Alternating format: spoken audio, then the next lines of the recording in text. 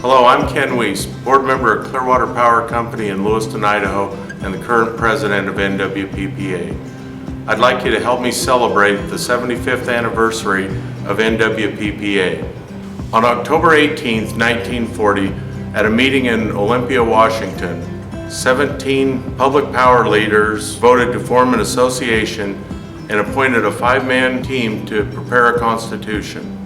The Northwest Public Power Association was officially born January 31st, 1941, when in Tacoma, Washington, the Constitution was adopted and the first officers were elected.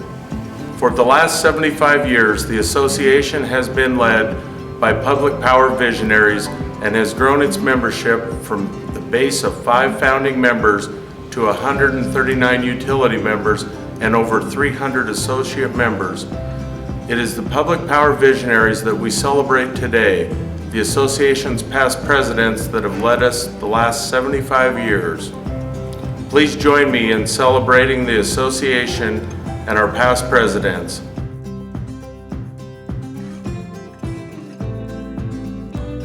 We had a huge clamoring to become members of Northwest Public Power with new leadership and new programs and new ideas, and everybody in the industry seemed to want to be a part of Northwest Public Power.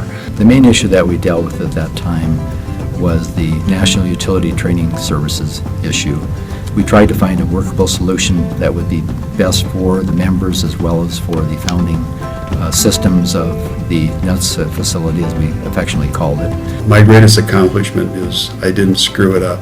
Well, I think that the greatest credit that I could take is that it didn't change during my presidency, other than perhaps get a little bit more unified. I think that the membership remaining growing and solid and in support of each other is really the best achievement an association could have. Happily, I believe it didn't. Staff continued the exemplary service that they provide to all the members of Northwest Public Power. Policy-wise, one of the things that we were considering at that time was the Waxman-Markey, the climate initiative, and we were uniquely positioned in the Northwest to try to think about how to comment on that. We had vigorous discussions. We had a really, I think, rigorous policy debate and ended up with some positions that protected the interests of our members and their unique spot relative to the Northwest portfolio. There was a much greater focus on regulatory issues.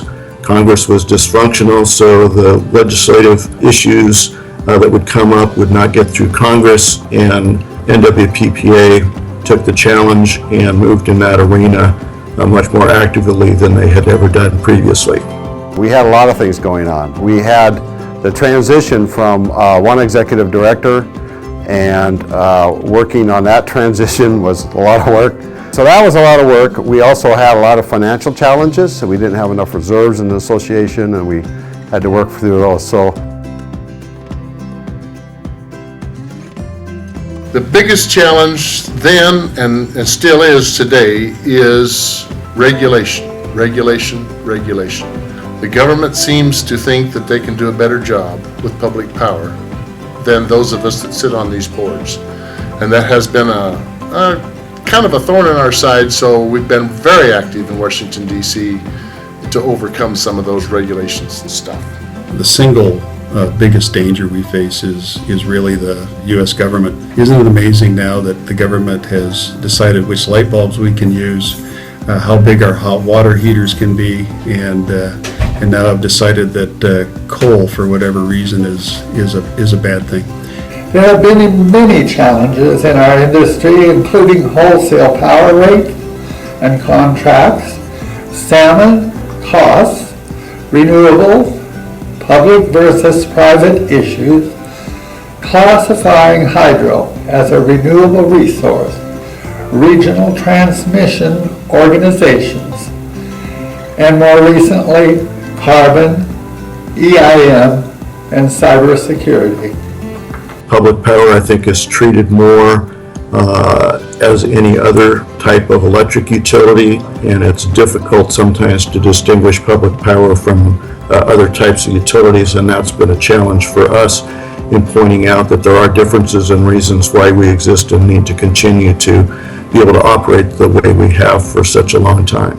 I think we're at a unique time because we're at the kind of the juxtaposition of consumerism, technology, and policy, and it's transforming our industry. And it's an exciting time to be in it, but it's a time filled with change. What comes to mind is the integration of renewable energy and the effect that it has had on primarily hydro resources as well as the revenue stream of the utilities, both public power, PUDs, municipals, and cooperatives. In the Pacific Northwest specifically, the biggest issues probably are the effort to draw down or take down the dams on the hydro system. Growing appreciation for the value of hydropower is probably the biggest challenge that we face. I would say technology. Technology has changed pretty much everything we do. We have a lot of new people, talent that we have to transition with, new generations of employees, and communication tools that we use today also connected to technology. Well, I'd have to say that there were two main issues. First priority was to continue with and even expand the excellent training that the association offers each year. And secondly, to maintain our strong voice in Washington, D.C. One of the main goals and objectives I had was to find a solid resolution for the NUTS issue, the National Utility Training Services. And in relation to that, to keep the membership intact and keep the revenue stream to NWPPA strong. My greatest goal was to make doggone sure that the industry knew who we were and what we were and why we were there. And so we expanded the membership and the whole scope of Northwest Public Power. I would say that my greatest goal was to maintain financial stability, to keep the membership working together, respect for each other. I think those are the things that we need to always strive for. We've had to balance what we were able to do against what was possible and what was actually needed. If everything's priority one, then nothing is. NWPPA had the largest footprint, had utilities in more states, and sometimes that was a detriment to public power because we couldn't put forth a common vision. NWPPA, through Will Glutkins, primarily pushed to get those groups together and deal with some of the issues that were challenging to us. I would say that they were probably financial. They were financial and stabilizing. We had some changes in the executive director. That was significant, and also we just had to change some of the ways that we did our finances so that we could stabilize the organization. One of the things I wanted to make sure that I did was make sure that I heard all voices, and a lot of the members represent differing size systems, and so making sure that all of the diverse opinions and perspectives were brought to bear, and it says that was really important to me, and hopefully that was something we accomplished. When I was passing the rubber chicken to Bill Nordmark, who knew that he was the comedian that he is? He had us in stitches, and I think that was the best changeover ceremony ever. There was a comedian that came on afterward, and frankly, there was no way he could follow that act. I think my fondest memory was at the annual meeting in Belleville, Washington, when I was toasting, or maybe roasting, outgoing NWPPA President Scott Odegaard. I got my notes all mixed up. I was becoming more befuddled by the moment. Things just kept getting worse. I think the audience thought I was doing this on purpose, and they were all laughing and thought I was just trying to be a comic. When the entertainer for the night who followed me, who was a professional comic, he applauded me. That relieved some of the tension I might have had. A real fond memory that I have is that when I attended the legislative rally in Washington, D.C., Neil Harth was with us, and I remember at the time Scott used to work back there, and he still was good friends with a lot of the staff people. Well, he'd get hugs by all of those staffers that he would know. Well, Neil Harth would be right behind Scott, and Neil, the big old teddy bear, and Neil would say, "I'd like a hug as well," and so unbeknownst to a lot of these people, Neil got a lot of hugs back in Washington, D.C., and he was just a wonderful, jolly person to work with, and I was impressed with the familiarity and the friendship that he exhibited on behalf of the association.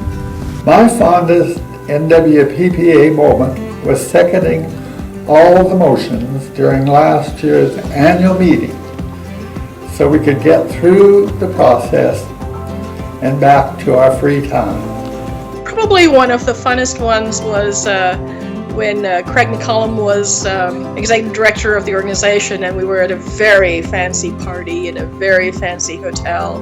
And it was a very more or less solemn occasion, and he carefully took the napkin in front of him, a very nice linen napkin, and tied little knots in the four corners, and then put it on his head. And everybody looked at him, and next thing you knew, everybody did the same thing. And so there we were, all sitting around with these napkin hats, and it was just a crack up. The entire restaurant was just delighted to see that there was a sense of humor there. That was one of my fonder memories. Taking ski trips with the board members, that was always fun. We always seemed to have, the old days were great. We did a lot of golfing. We did a lot of things like that. I don't know what the heck has ever happened with golf around our industry. That's something we seem to have dropped. For the banquet, as I was finishing my term as president in Coeur d'Alene, I was very honored that both my city manager and the mayor came to the meeting and participated in the events and showed their support for me and the efforts of NWPPA, and that, as well as the support of my wife, was really great.